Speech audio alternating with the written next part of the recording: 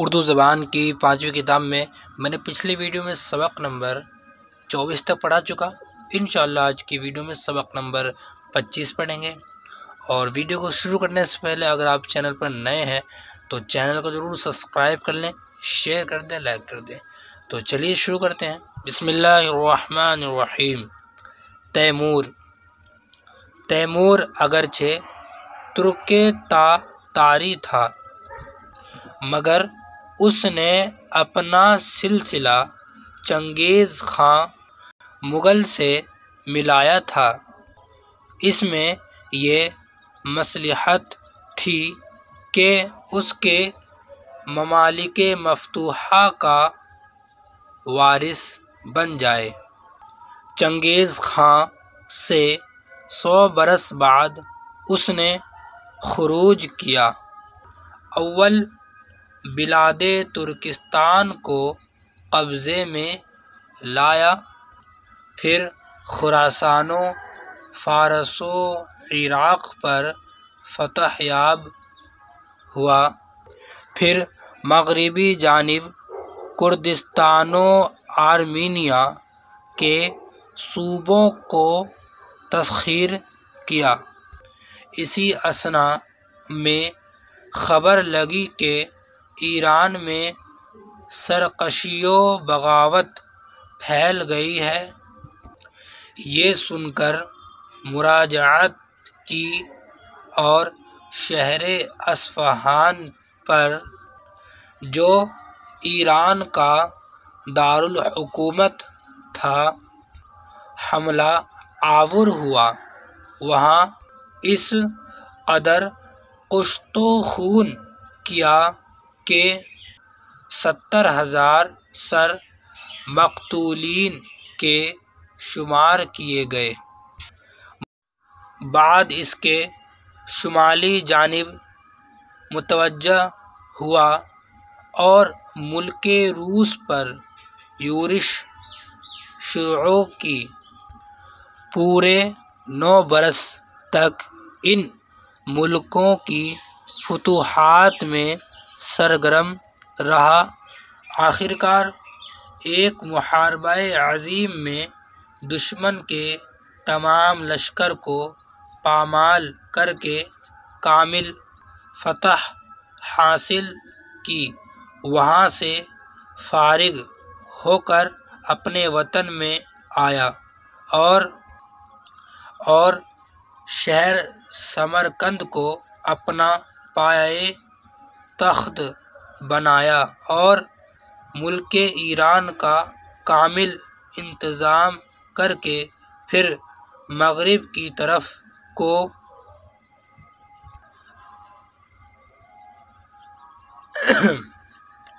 باغ اٹھائی اور بغداد کو فتح کیا۔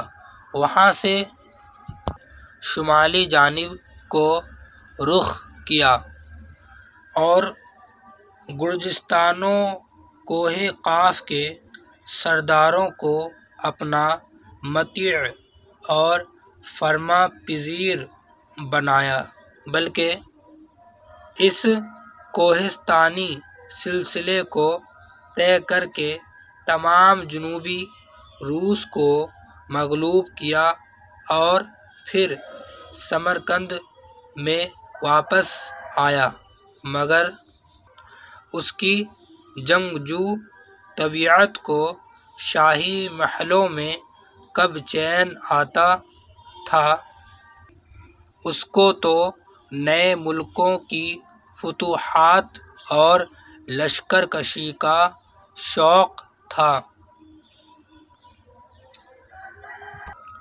قیام کے زمانے میں اپنے سرداروں اور سپہ سالاروں سے یہی مشورہ کرتا رہا کہ اول ملک چین کو زیر کروں کہ ہندوستان کو۔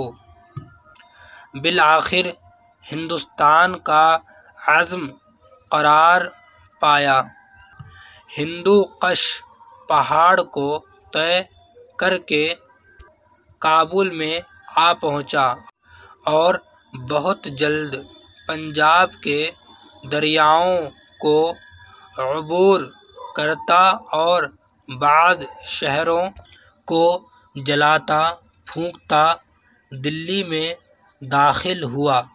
یہاں اس کی فوج نے اس قدر خون ریزی اور لوٹ مار کی جس کو اس شہر کے باشندے مدت ہائے دراز تک نہ بھولے۔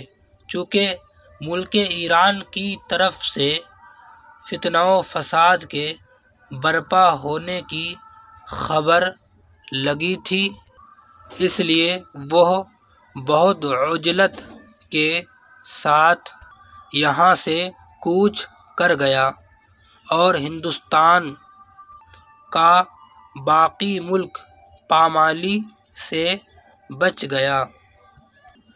اب امیر تیمور ایران کے فتنے کو دبا کر آگے بڑھا اور ترکان عثمانی کے ملکوں پر جو اپنی فتوحات کو یورپ کی طرف ترقی دینے میں مصروف تھے، یکایک ٹوٹ پڑا اور ملک شام کے بڑے بڑے شہروں کو فتح کرتا ایشیائے کوچک کی جانب متوجہ ہوا۔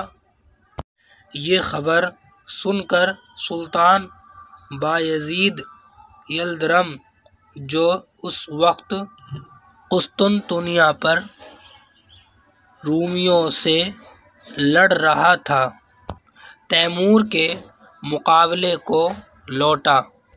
شہر انگورا میں دونوں لشکروں کی مٹ بھیڑ ہوئی اور ایسا خونخوار معرکہ پڑا جس میں طرفین سے 3.5 لاکھ سپاہی کام آئے۔ آخر تیمور مظفر و منصور ہوا۔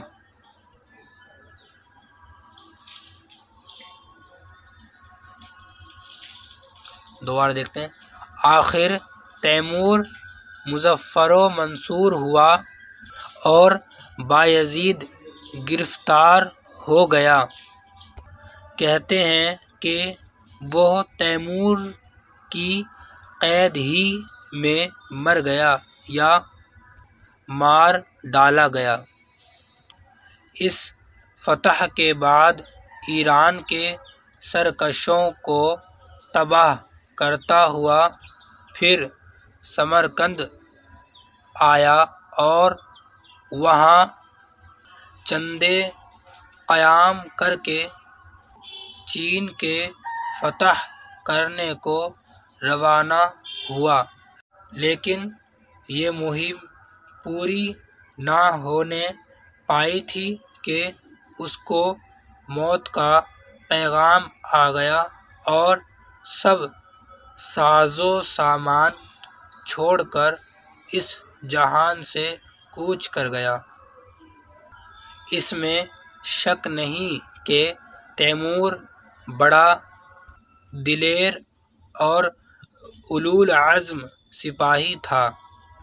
اس کی طبیعت میں جس قدر چالاکی اور ہوشیاری تھی، اسی قدر دغا بازی اور مکاری بھی تھی۔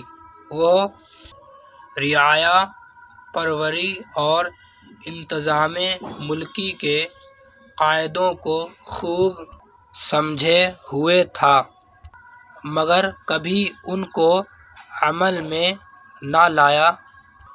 آخر عمر تک فوج کشی اور معرکہ آرائی میں مشغول رہا۔ کسی ملک پر باقاعدہ سلطنت نہ کی، بلکہ ہمیشہ مخلوق خدا کو ستاتا اور خون کے دریا بہاتا رہا، اگرچہ وہ مسلمان تھا مگر اس کا آئین جنگ بالکل چنگیز خان مغل کی طرح وحشیانہ تھا۔ آئیے ان کے معنی کو یاد کرتے ہیں اور پڑھتے ہیں۔ ممالک، ممالک کا مطلب ہوتا ہے بہت سے ملک۔ تسخیر، تسخیر کا مطلب ہوتا ہے تابع کرنا۔ عجلت، عجلت کا مطلب ہے جلدی۔ فرما پذیر کا مطلب ہے تابع دار، ٹھیک ہے۔ مفتوحہ، مفتوحہ کا مطلب ہے فتح کیا ہوا۔ مقتولین یعنی کہ قتل کیے ہوئے، ٹھیک ہے۔ مظفر کا مطلب ہوتا ہے کامیاب۔ منصور کا مطلب ہوتا ہے مدد کیا ہوا۔ مراجعت کا مطلب ہوتا ہے واپس لوٹنا۔ خروج یعنی کہ نکلنا۔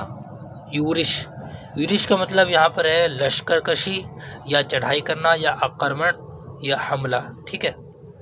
معرکہ مطلب معرکہ آرائی، معرکہ آرائی کا مطلب ہوتا ہے لڑائی کے لیے تیار ہونا۔ بلاد، بلاد کا مطلب ہوتا ہے بہت سے شہر۔ محاربہ، محاربہ کا مطلب ہوتا ہے باہم جنگ کرنا یا لڑائی، ٹھیک ہے۔ اولو العزم، اولو العزم کا مطلب ہے پکا ارادہ رکھنے والا، ٹھیک ہے۔